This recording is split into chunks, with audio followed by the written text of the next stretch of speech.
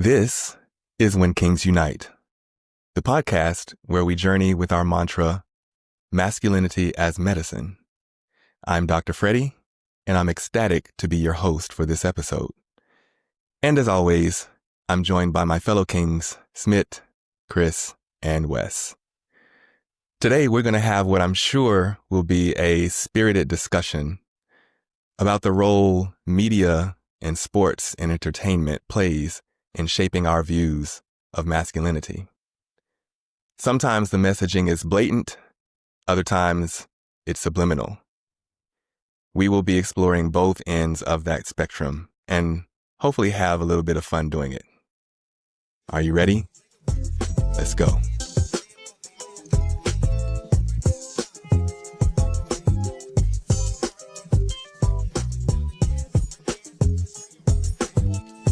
All right. How are you doing, guys? Good, good. How you doing, Doc? Phenomenal. Sensational. Okay, so to tee us up for this conversation, I want to talk about this documentary film that I watched several years ago, and it's called The Mask You Live In. It's a documentary that explores how narrow definitions of masculinity across numerous themes in American culture pressures boys and men to suppress their emotions, leading to issues like depression and violence and substance abuse. Has any one of you seen that film, The Mask You Live In? Never. Haven't, no. Okay. I highly recommend it. It's on YouTube, actually. It was created by Jennifer Siebel Newsom, who is Gavin Newsom's partner. Very, very beautiful film. It's one of my favorite films. And one of the themes that I found most fascinating was around the effect media imagery has on men's psyches, their emotions, and our behaviors. And how masculinity is visually tied to TV, movies, music, sports, and even video games. One expert interviewed in the film even suggests, and I quote here, advertisers know that if there was no effect, the advertising industry would collapse because the industry is based on media imagery having an effect on people's behavior. Right? So my first question to you all is, how have Hollywood, sports, media, and entertainment shaped your understanding of masculinity, both positive end of the spectrum and negative? Yeah, how hasn't it? Mm-hmm. Right?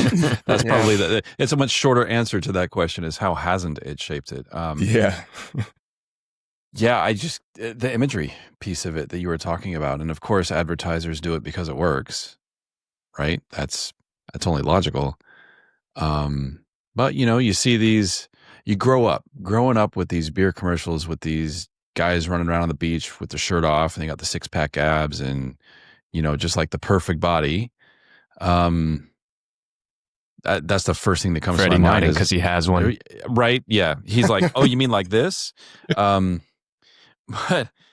But no, it seemed like that was the ideal. Like, this is what it means to actually be, at the top of the man heap, if you will.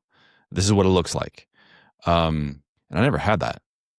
It's like when I was growing up, when I started my freshman year of high school, I was 5 foot tall and 100 pounds soaking wet. Like, I was a very late bloomer. The summer between sophomore and junior years of high school, I grew like 8 inches in those 10 weeks in between. So I came back and I was obviously completely clumsy. I was like a baby giraffe because I hadn't figured out how to use these long limbs yet.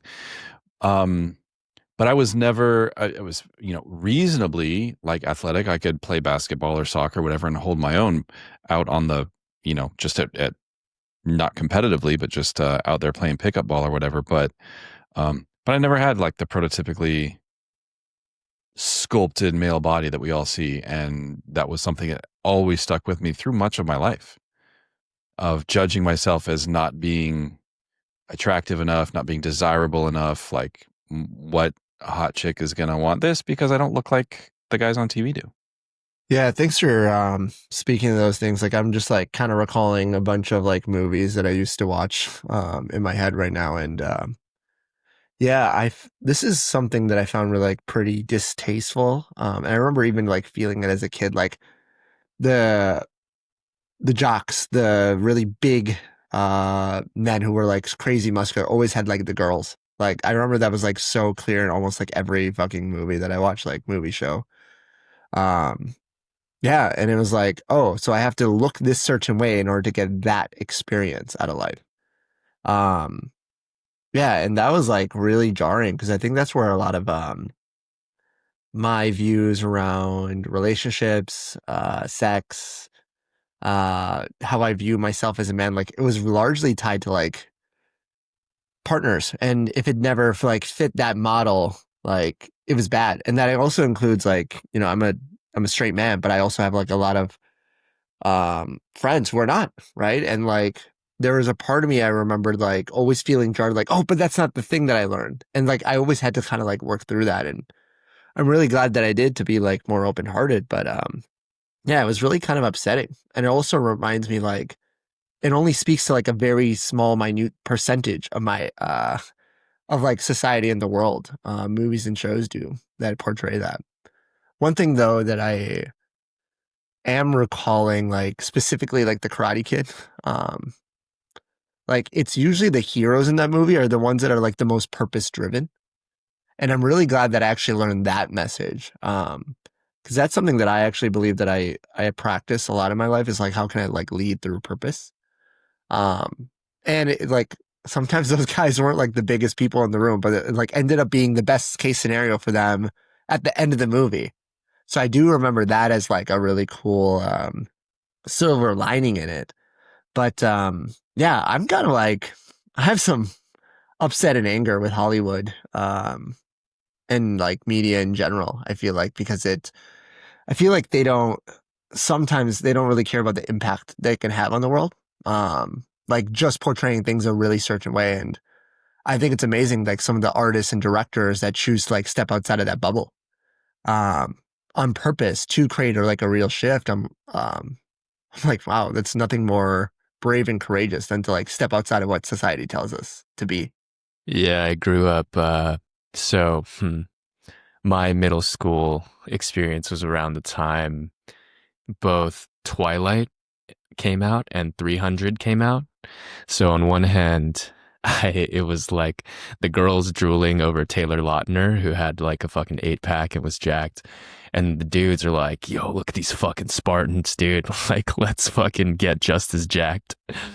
And so I basically made up around that time that, like, all right, I need to always be ripped and have abs, be buff to be desirable. And like, even now, I'm like, if I don't, I mean, it's like, even if I do have abs, but there's like a little body fat there, yeah, the body dysmorphia kicks in. Feel kind of bad about myself. I feel fat. Um, but also a positive influence. I guess like often sitcom dads in general, but like particularly Uncle Phil was, that was my guy growing Yeah. up, like very much embodied like this safe masculine container, or yeah, even if he was gonna be like out of line or crazy or goofy, like he could always own his shit and like really come back to a place of love and understanding. So a lot of different messages out there, both positive and negative, that kind of lead to those masculine archetypes in Hollywood. Yeah. Yeah. I Yeah. think the thing that you said around like body dysmorphia, like I battle with that all the time, like Hmm. literally every day. Um, Yeah. yeah. Yeah. Yeah. I'm like thinking about, I remember the first show that I like really distinctly remembered watching as a kid was like Power Rangers. and they like were athletic and they could flip. And I'm like, oh, that's what a human's supposed to do. Like, and I like tried flipping off like my couch and I almost fucking broke my leg a few times. But yeah, like that, like I remember started the shape of it for me, like started the mold. And now to this day, like I don't think I'm like fat or unathletic, but sometimes I believe it. Like those stories sometimes like seep in the back of my head. I'm like, fuck. And from a lot of the guys that I speak to, they deal with the same stuff too. Yeah. I mean that I'm actually amazed that, you know, all of you are speaking to and sort of like mirroring my story, because when I think about how Hollywood media, sports, how it has shaped my understanding and view of masculinity, it's primarily around physicality. And, you know, Wes, I love that you invited in, like, it's like the perfect segue into my story around the body dysmorphia, because, you know, from a young age, I believed that there was a certain type of physique that represented a masculine one. And it was even in cartoons. Like some of my favorite cartoons, like, you know, I was a huge He-Man and the Masters of the Universe franchise fan, still am. But, you know, He-Man, Thundercats, G.I. Joe, like all of these shows had these really, you know, jacked, humongous bodybuilder-like characters. And, you know, they were all, you know, it was all images that featured, you know, fit and muscular men. And it wasn't just the cartoons, it was in all forms of media. And so naturally, as I got older, I started like exploring ways that I could develop my body in that way. So, so one story I like to tell is, when I was about 13, I took a trip to Atlanta one summer. I was invited to be a part of a 2-week program at Georgia Tech. And I stayed with some family members, a grand aunt and uncle that lived there. And while I was staying there, one of my cousins, who at the time was a college football star, I remember he was like super jacked. Like he looked like the superheroes that I had seen in the cartoons. And I just remember being so enamored with his physique that he and my other cousin, when I, you know, expressed interest in working out with them, they took me down. They had like a basement and they had this weight bench. And so they took me down. I was like a little thin beanpole. And they took me down into the basement, rolled my little sleeves up on my shirt, and they taught me how to bench press for the first time. And I was hooked ever since. I went home for my 13th birthday, asked my mom for a weight set for my birthday. And so that's what I got. And I started buying up a bunch of muscle bodybuilder fitness magazines, and like I was fully immersed in it.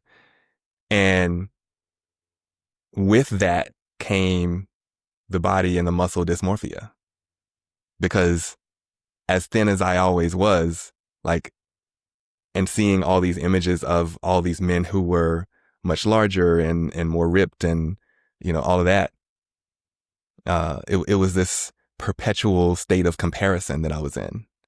I was always comparing myself to other people, and no matter how much I grew, it was never enough. So yeah. So what are some common body image struggles or experiences with body dysmorphia? Like what are some of your experiences with that, and how can we actually address this? Yeah, I can speak to mine. Mine's still kind of fresh right now. So it was about like 2.5 years ago. I think I was like, throughout the week, I was probably doing like 10-ish hours of training. I think in like a previous episode, I mentioned that I do Krav Maga training, but I also was doing quite a bit of CrossFit, and like I was kind of like chasing that high a little bit of like, yeah, I gotta like, one, I like working out, right? Like, so I made it fun, but but yeah, I had to like look a certain way. I had to like be slim, but like built, like this like really perfect physique. And Slim I think, thick. yeah, basically, right? So what had happened, I think it was like around the summer. It wasn't necessarily the working out, but I know it's a direct result of it. I was helping a buddy move into a home, excuse me, in our area, and like I was helping him lift like a cabinet, I think it was, and I ended up like pulling both my bicep tendons. Like it was just like a strain, and it's really shitty because like the amount of working out, the amount of food I was eating like wasn't enough. My recovery wasn't as solid. I kind of just like banked on me being quote unquote like young enough ish to like recover well. I never had to like deal with a major injury before. But like the thing that was driving it underneath it was like I had to like be the certain way for the work that I do, for the people that like will look up to me. Like, oh yeah, if I'm not this, they won't give a shit about what I'm saying. I remember that being a big driving force. Yeah, and so over like the last 2 years, I've been like really rebuilding like what it means for me to like work out and like have fun and be a part of a process versus like trying to go to like the end destination, just like hold it so tightly. Um, yeah, I'm still on the journey of healing on my bicep tendons because of it. It's way better than where it was, and it's not 100%. It's about like 90 for me. But the things that have made it more fun, I would say is twofold. Like one, to realize that like that shit is literally all made up, quoting our friend Wes here. Like literally it's just all fucking made up, right? Like we roll up our sleeves because we think we're gonna look more like those people in the movies that we watch, or at least I do.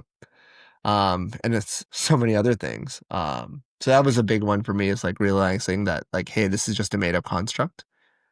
And then number two, like finding ways to like actually just honor my body. Like if I realize that I actually really need a workout because I'm not feeling strong enough or capable, then I'll do a workout. And I'm finding right now, like if my body's like, oh, my shoulders kind of hurt today, like maybe it's better if I rest today. Like it was just Labor Day weekend, and usually I work out Monday, Wednesday, Friday right now. I work out about 3 to 4-ish times out the week now. And I was like, it's a holiday weekend, kind of tight right now. I'm just going to take the day off. And I felt so much happier for the rest of the week because I'm like, oh yeah, I think I actually made a ton more progress this week with my shoulder health. And it's like a process to learn to listen to the body, but that's the journey, I think, for me. And yeah, again, like a lot of the men that I speak to, I think it's like a process of learning what our body needs. Yeah, I really really resonate with that, Smit. Similar experience in relationship with the gym. You know, I've had a lot going on in the last couple of weeks, and I haven't been as regular at the gym. And I noticed that it's not something that is like I don't judge myself for it. You know, I've gotten to a point in my life at 48 years old where I can give myself a little bit of grace and a little bit of space, knowing that as you said, listening to your body, kind of honoring that and what you need, whether it's physically, energetically, emotionally, whatever. And then this morning I woke up and I was like, I'm gonna go to the gym. And I went to the gym this morning and I got a good workout in and I feel great. And it was because I was just listening to my body and kind of heeding that call a little bit.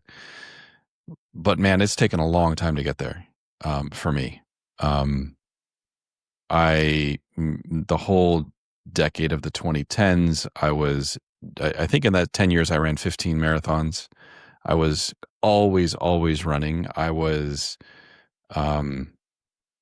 probably in the best, I'll say best shape. And that's a loaded phrase, right? Like, what is a good shape? What is the best shape of your life? Like, who knows? I was very lean. I was probably the leanest that I've been in my life.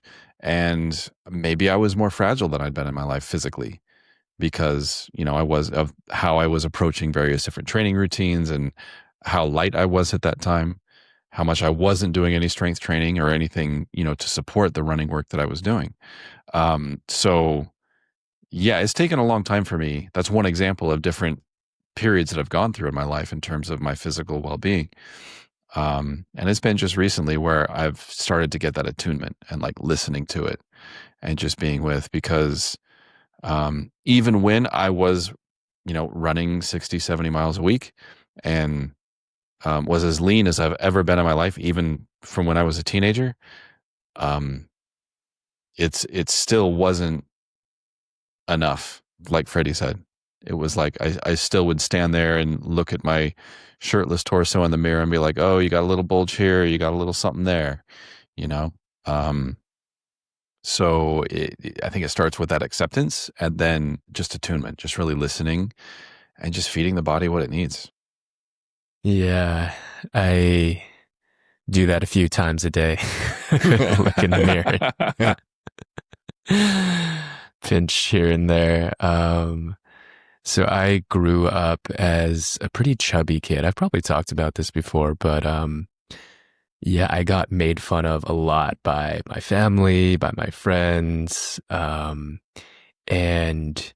it still kind of like sticks with me a bit, and just feeling like, oh, when people look at me, what they see is this like chubby, awkward kid. And it's no coincidence right now that I'm I'm like in a cut right now, because I'm like, some part of me was like, I want to get to 12% body fat. Like, I don't want to just be ripped. I want to be like stupid ripped. I want to take off my shirt and everyone not to just be like, oh, pretty good. I want them to be like, holy fuck, how is he so sexy? So yeah, I feel like it's one of those things that's just like kind of constantly been a part of my in my space and a part of my thing, and it feels like one of the things I like will let go of at some point. And yeah, it's still very much a part of my life. Still learning to be with it all.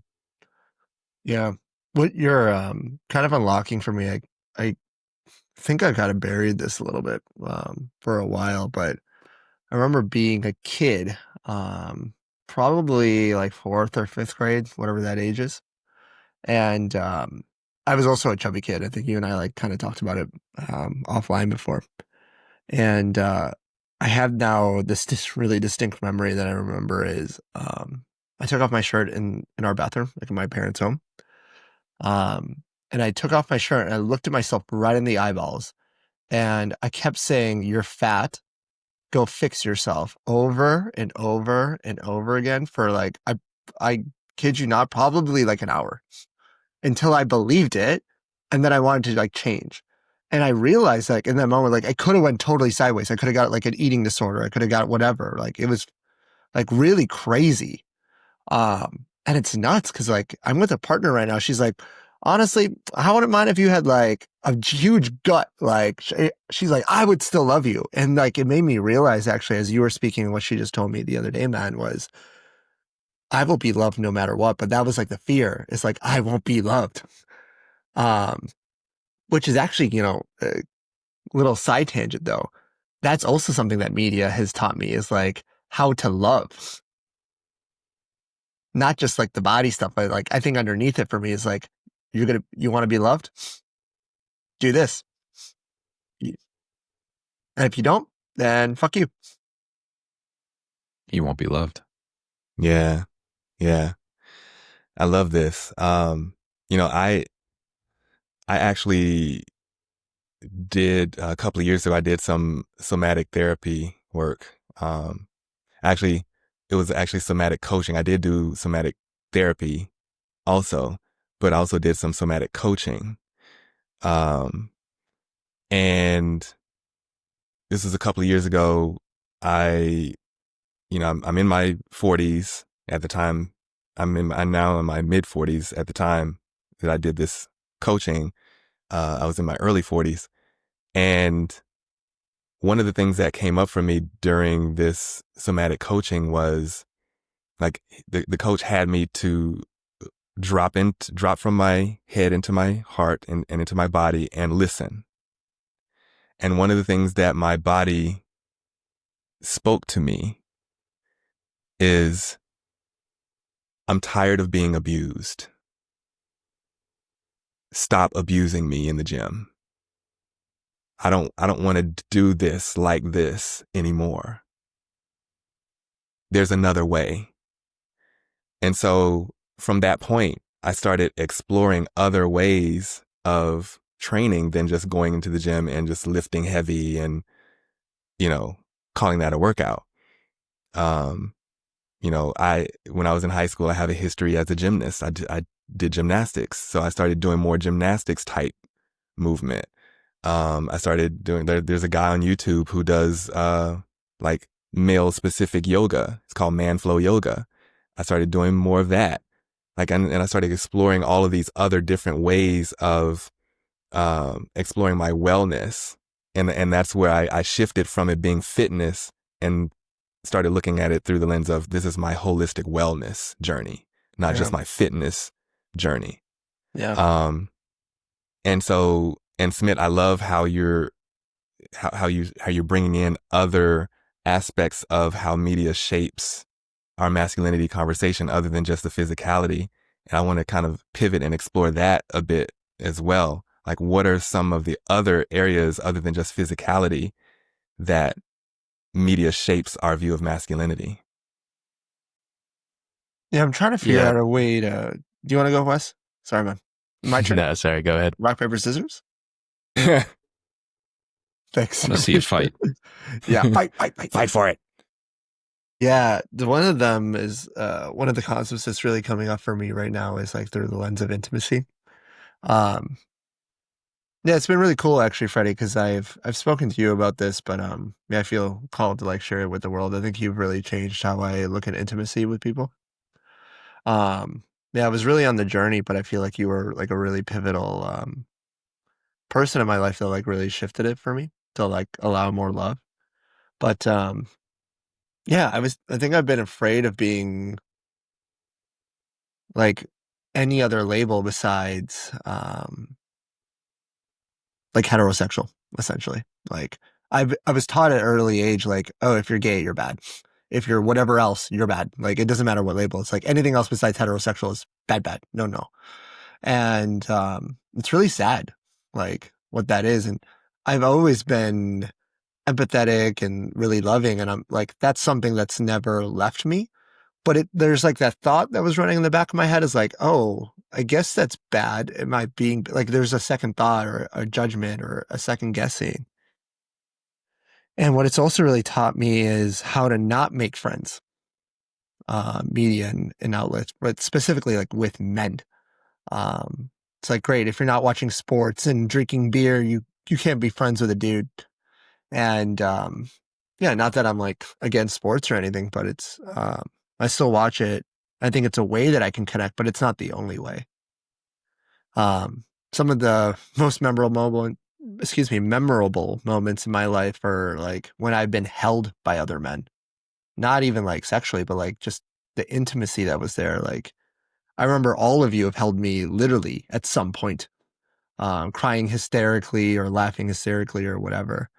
And it's been like a process to like open up to it, but I highly relate it to how media, society,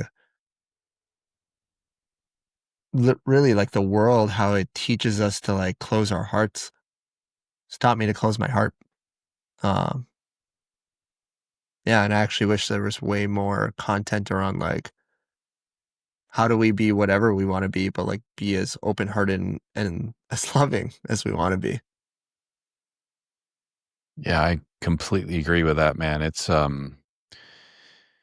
was thinking in an earlier conversation we were talking about like physicality and physique and that sort of a thing. I grew up in the 80s. Like this is the era of Arnold Schwarzenegger and Sylvester Stallone and Jacques-Claude Van Damme and these guys who always, big bodybuilder types who always had their shirts off, but it was always action movies. They're always fighting. They were always being violent. They had little to no relational skills, because that's something that you really touched on there, Smit, is relating to other people, whether it's in partnership, whether it's in friendship, and in whatever way it might be. But they very, very low relational skills. And yet somehow they ended up with the hot chick and they were celebrated and the parade was thrown for them when they saved the world. Right? That's literally the construct that was put out. And that is such an impossible bar to attain for me, or frankly for anyone. right? But as a maturing boy growing into manhood, there's no way that I could possibly measure up. I already have enough not enoughness in my life and in my head. And here's the media constantly showing me this is what good looks like. This is what a man is. And there's no way I'm ever going to measure up to it. So yeah, I think for me, it really, I think similar to you, but perhaps in different ways, Smit, it stunted my relatedness. You know, I would walk into a room and I would immediately kind of like scan and look around and be like, you know, where do I fit in here? Right? Who's the alpha? Because God knows it's not me. Like, who's the alpha and what do I got to do to not be on that person's shit list? You know?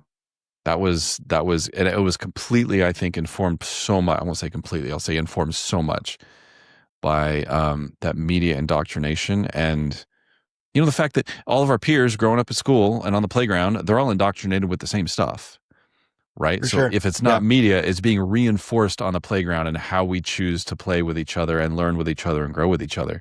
So it was really no escaping it. And yeah, it was tough. And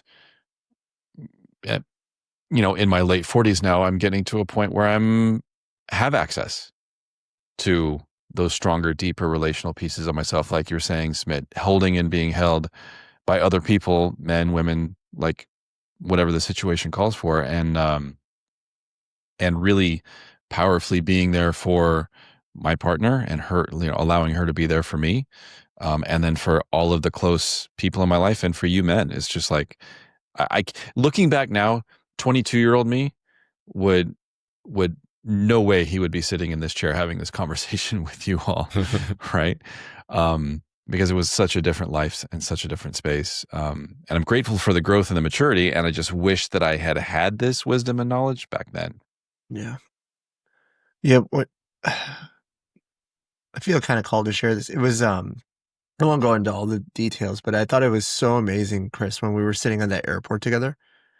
And we were having lunch, and there was a person that fit outside of the hetero norm, and you're like, oh my gosh, that must be so hard for that person.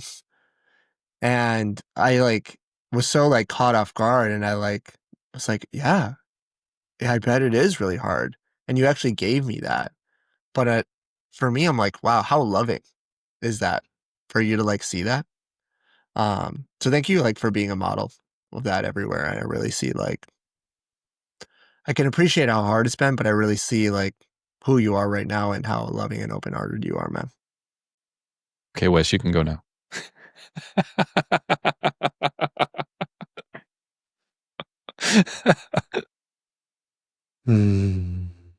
Yeah, kind of sitting with this thing of like, my guess is like when the world was a little scarier, less physically safe, like probably made a lot of sense to optimize for power and strength, like to fucking, I don't know, go hunting to like protect your family physically or whatever it was.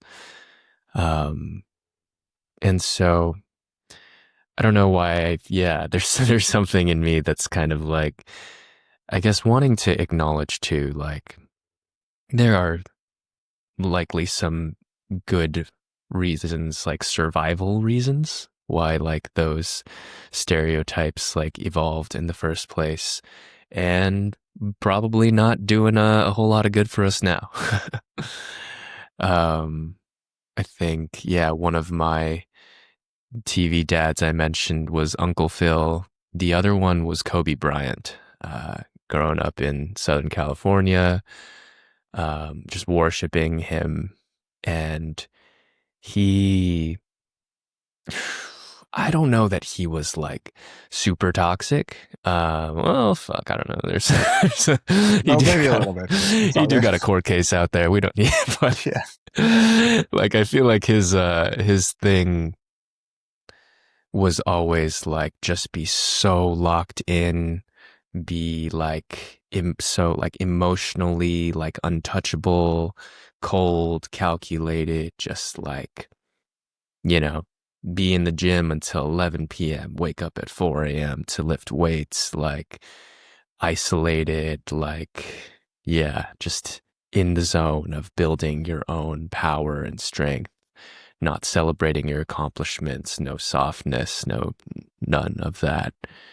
And I think I internalized a lot of that, of like, when I'm maybe just like need a break or need to just like listen to myself or what my body's telling me, there is this like Mamba mentality, Kobe thing in my head of like, don't be a bitch, like just push through it. Yeah, there's also this kind of masculine urge to believe that if I just fucking work hard enough, like everything is going to work out exactly as I'm meant to. And it's not quite how it works. Yeah. Yeah. Smit, you have anything? Yeah, I got lots of things. Yeah. I could just talk this entire hour. It's fine. Yeah, I agree with that, man. Like, I'm a big like evidence person. And it's really easy for me to like come up with evidence of why like listening to myself is not great, but then I forgo another part of myself and then I eat the impact later. Like, I think everything has impacts. Yeah, and what Kobe like created in terms of like his professional life was powerful. Like, I totally believe that. And he speaks to it too. Like, there's things that he's forgoed that he wish he didn't forgo. Um, and I think that's the cool part, I think, around like human development, personal development work, is that like it gives us more agency to choose like the places that we want to come from and more understanding and trust in ourselves and the things that we have to deal with. Because I agree with you, man. Like, I don't think there's anything wrong with like pushing hard sometimes. Like, I think it's needed actually sometimes. But what is also needed is for like me to like chill, relax, connect, be. And I get to have both. And kind of going back to like what you said, Freddy, is like, how's media shaped that? I think it's like hyperdrived it in one way. But I think that I now get to like be the change that I want to see. You get to choose. Yeah. Yeah. Yeah. Yeah. Wow. This is so good. So let's keep going. Because, in previous episodes, we've touched on masculinity being this harmonious dance between both the divine masculine and the divine feminine energy, right? And so when we think about these prevailing media messages, like if we were to contrast that, like what role does embracing the divine feminine play in a man's overall well-being and our agency that you just spoke into to define masculinity for ourselves? First of all, I don't think that media is incentivized to portray healthy, well-balanced masculinity. Yeah. Right? It's like we talked earlier about the marketing, and of course they market a certain way because it works, because it sells. And the way that media is set is every movie you've ever seen, every TV show you've ever seen has a fairly predictable arc that involves tension, dramatic tension. And I find that many ways, the way that the writers and the showrunners will generate that tension is by placing the characters at opposite ends of a pole at a polarity, and the tension exists in between, right?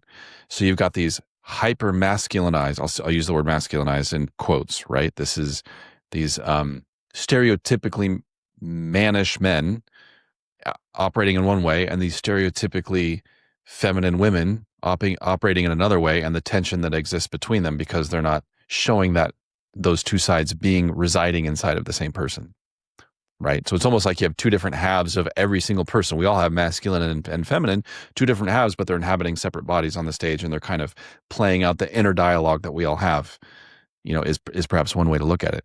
But what it does is it reinforces that, oh, this is what a man is, a masculinity is, this is what a woman is, what femininity is, and ne'er the twain shall meet.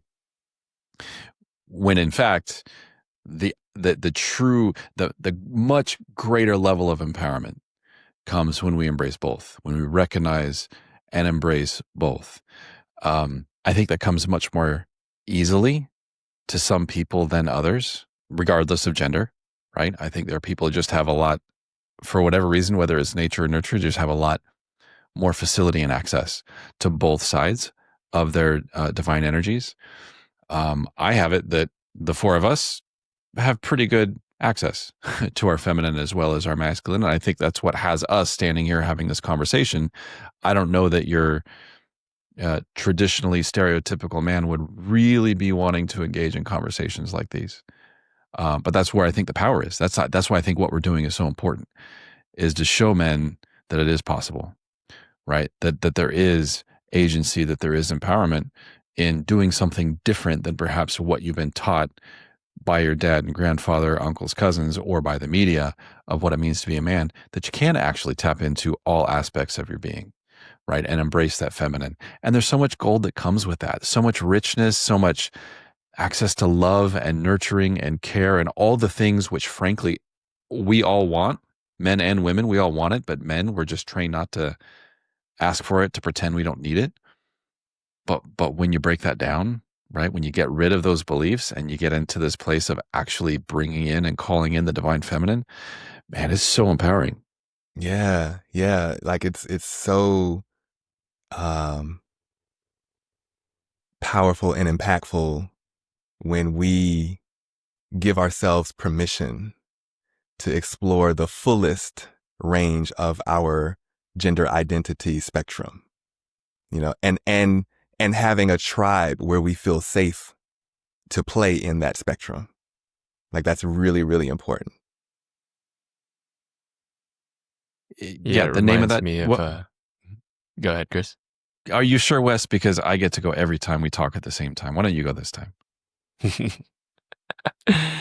Yeah, it reminds me of a Ted Lasso scene where like two of the star players, both very macho dudes, they're beefing, and he's like, all right, y'all got to woman up and like go sort this out. And they're like, don't you mean man up? And he's like, no, you've been trying to do that this entire time. It's time to try the woman shit now. Yes, yes. Yeah. And I'm like, what is that, right? Like, what is divine femininity? Like, being able to drop the ego, to connect, to be open-hearted, to like really see each other on that level and come to a place of love and understanding, as opposed to this kind of like this kind of ego clash. And there's elements of divine masculinity in there as well, but being able to have that dance with both the strength in flavored in either divine masculine or divine feminine, it's such a powerful place to be able to call upon both. Yeah. Yeah, another one of those phrases that kind of spoke out to me. You keep unlodging things for me. Is like how we say like, oh, you're a dick, like you're a vagina. I was like, I love that. It's so good. But like that's like part of the thing. It's like that's not the training that we have in society, right? So that's super cool. Yeah, the thing around like the feminine, I think it like allows me to like put more meaning back in. This was really cool actually. I heard this from a friend / teacher in my life. We were like talking about fires, and what this person said is that a lot of times people think that the fire is masculine because it's like roaring, it's ready, but it's actually the feminine. Like the fire is actually the feminine. Everything else around it, the container, is the masculine. And I think sometimes people forget that like the masculine is meant to like lead and hold, and the feminine is like where we get to like have our fun and energy. And if like I'm trying to force the masculine to be something that it's not, I actually like miss out, or like I burn shit, or it becomes uncontained. So yeah, I thought that was a really cool thing. And yeah, for me, like leading into the feminine has created so much more meaning in my life, and purpose, and drive, and connection. Like there's so much more, and it's kind of silly to think that we don't always share from that place. And joy. Joy. Like you look around and see how many men are walking around fucking joyless lives Yes. because they're just locked into the mask we live in, right? The name of that documentary. They're just locked into it. Can't find a way to take the mask off and put it down. And they're just completely joyless. They're like robots walking around doing the things that they say they need to do, that society tells them they need to do. And having no joy in their life. Joy is that fire, man. That's, it's so important to tap into it. Yeah. Yeah. Okay, Kings, I have a special treat for you. Yes, I love treats. Is it ice cream? Yeah, almost. And this kind of ties into, Chris, what you spoke about so beautifully around the media not being incentivized to share other parts of the spectrum of masculinity. So I want to share a scene from one of my favorite TV shows. It was called Queen Sugar. It was created by Ava DuVernay and executive produced by the legendary Oprah Winfrey. It aired on the Oprah Winfrey Network and can now be streamed on Hulu. And the scene I'm going to play is from the season 6 finale entitled, "And You Would Be One of Them." So just to set the scene here, the story arc involves two characters, Micah and Isaiah, as they explore the nuances of identity, friendship, and male intimacy. Micah, a college student and a budding artist, develops a tight friendship with his fraternity brother, Isaiah, a fellow artist who is openly same-gender loving. A friendship that deepens throughout the season and becomes a crucial source of support for Micah. And as their bond strengthens, the lines between platonic and romantic love become blurred for Micah. He discovers a profound intellectual and emotional connection with Isaiah that he has never experienced with another man. And it forces him to confront his feelings and what they all mean. So leading up to this season finale episode, their relationship has been a central part of Micah's journey of self-discovery. And it all culminated in this pivotal heart-to-heart conversation that I will play for you now. How's your family doing? With everything that's going on, better than I expected. You know, but we're not taking it laying down. We're fighting back. Yeah, it's beautiful, man. It really is. I had to remind myself that. Why is that? You know, when you're in school, you feel like you can change everything, you know? Just go in and tear it down, start over, live free. But you're starting to feel the walls, right? The walls push back hard. Sorry, I feel like I'm talking so much. I just get that way When you're nervous? Can I say something kind of direct? I think it's easier for you to embrace all of your politics, but not so much to embrace your own reality. Can we sit down for a second? Yeah.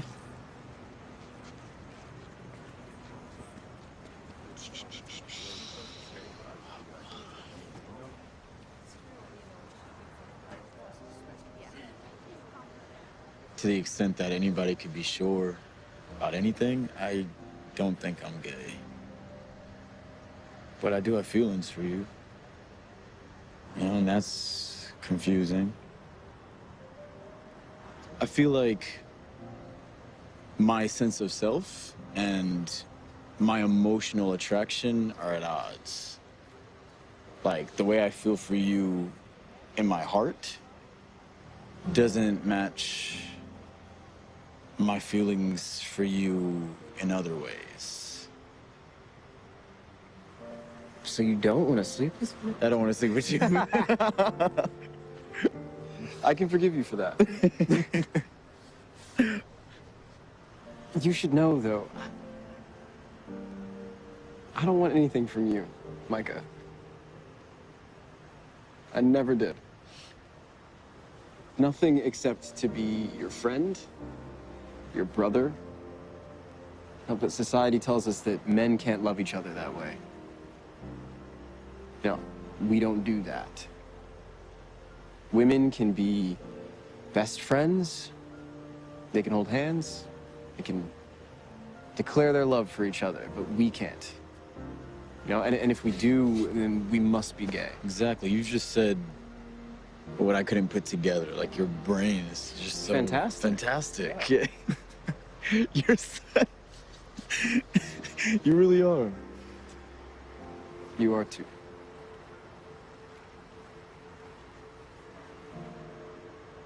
I love you. I love you too.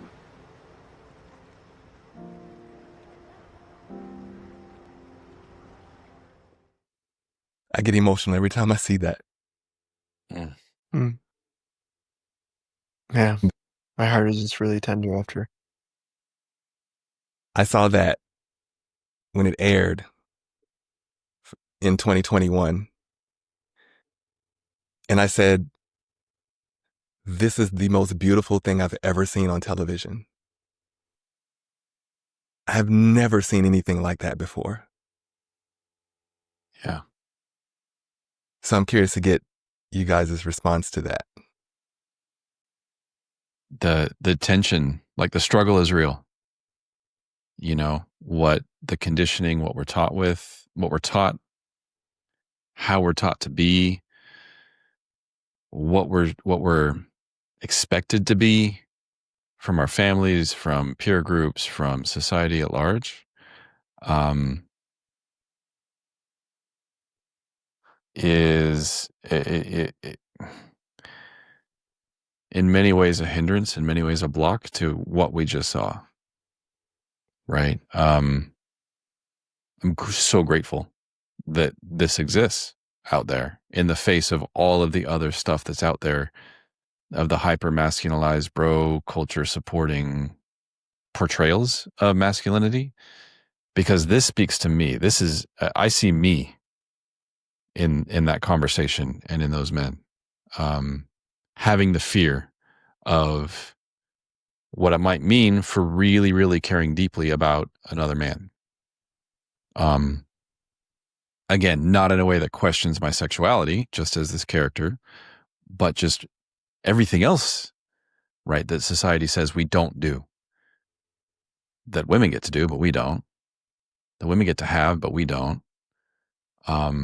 And then just to have, you know, these two men in such a deep and genuine and non-sexual way profess their love for each other is like, well, it's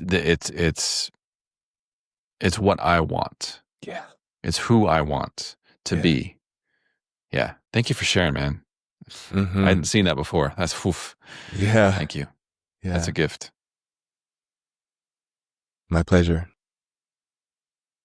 It's my second time seeing that because of you. What did you say before we started the session? Fuck you and damn you.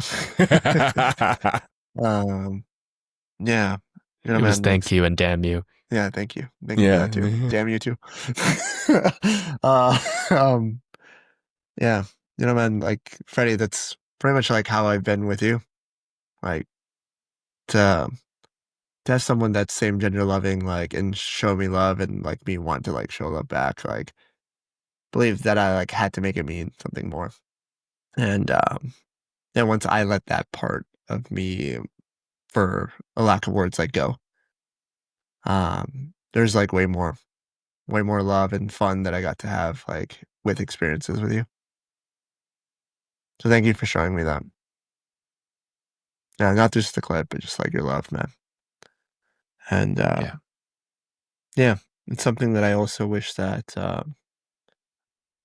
everybody in the world can have. Like they can separate sexualness from intimacy. Like intimacy doesn't have to mean anything more than just intimacy. Mhm. And everybody is worthy enough for intimacy. Yeah, I can't help but wonder what we're more afraid of, intimacy or the sex. I don't know which it is, but there's definitely fear there that's in the way. And I'm completely agree, Smit. It's so beautiful to see that level of deep, open-hearted intimacy between two humans with sex completely off the table. Yeah. Yeah, it's really powerful. Yeah, I'm just like really flooded by recent memories that you and I have had, Chris. You and I have had, Freddy and Wes. Yeah, I know I said it before, but I'm just like really thankful for all of you. Love you, Thanks brother. for showing me your heart, holding mine. Yeah, love y'all. I mean, no homo, but you know. Oh Lord, Every we had to time throw Chris that says, part "I love you," in. God damn it. It was a joke. I know. I love it. Wes, what was your take on that? What came up for you when you watched that? Yeah, it's interesting because I feel like I grew up with dudes being kind of like straight dudes being kind of like scared of gay dudes, of like, oh, like what if he wants to fuck me? But like, what were we scared of exactly? Like the intimacy, like maybe like people were scared even that there was a part of them that would like be interested in that, or like what that might like unearth for them. um I don't know what it is, but I thankfully have generally like not had yeah, I guess like I've maybe had some blocks around like intimacy with men, but it's been, I think throughout my life I've generally had at least like one or two like male close friends that I could just really be open with and like truly profess like love and appreciation for, even if it wasn't in the words "I love you" or anything like that. But yeah, really grateful for you all and how openly we can love each other. Yeah. Anything else anyone want to share? I love you all. I love you all deeply. That's all. Yeah. Same. Echo that, man. Yeah. Well, as we wrap up another enriching journey and conversation, I invite us all to be mindful of all of the energy we consume and subsequently the energy we carry. Let's be intentional about embracing and embodying an energetic signature grounded in what I like to call now love. Now love. Now is all there is. Now is all that exists. And love is the only energy that's real. And I want to take this moment to thank each of you, Smit, Chris, and Wes, for your love, for seeing me, for embracing me, for loving me, all of me. And I love you all so, so deeply. Join us next time as we continue exploring our experiences, expressing our hearts, and expanding our connection to support, uplift, and empower one another. To show the world what is possible when kings unite.